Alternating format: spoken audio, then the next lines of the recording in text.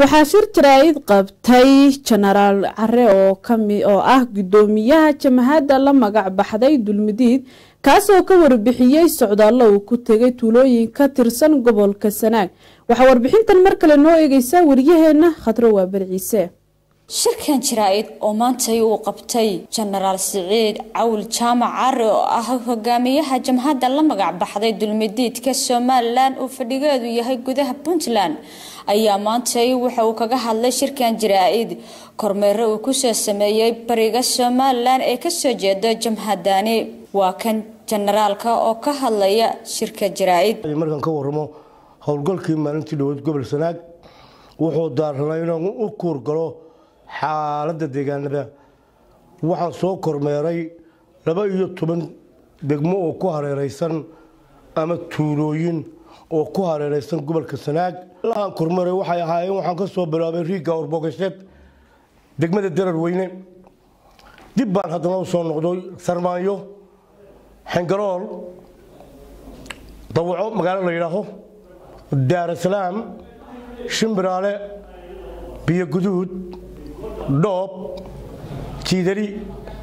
Kulmiye iyo Yubbe intaas soo maray. intaas ba waxa ka jirtay xaalad abaareed iyo cabrin.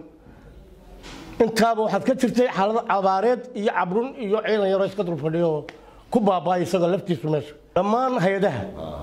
qaramada midoobay kuwa maxalliga iyo kuwa dawliga waxaan ugu baaqayaa dadka in si degdeg ah cunto iyo biyo loo soo gaaro ee gobolka Sanaag. markaan kulanay odayaasha deegaanka iyo waxgaradka waxay u muuqatay meel aan dawladda ka jirin anigoo metelaya jabhadda sinaanta iyo cad maanta ku sugan Qardho dadkaas inuu baahan yahay in wax la qabto annaguna italkayo wixii aanu qaban karno baan qabanayna uma naan tagin inaanu daqalno dhulka yagii buu ahaa kormeer baanu ku sameeyay wala ku sameyn doonaa mar kasta waxaan noo haray dhinaca buuraleyda iyo xeebaha maxaan ku leeyahay galbeedkeeda waqooyiga iyo bariga waanu soo maray 12 tuulo wadayaashoodii waanu soo aragnay waxna waanu isla qaadanay maadaama aan cid anaga noolna taaba jirin. generaalka shirkiisa jaraa'id si wata ayaa waxa uu sheegay uusan ku tala jirin inuu weerar ku qaado ama wax dhibaato u gaarsiiyo shacabka Somaliland laakiin uu ka soo horjeedo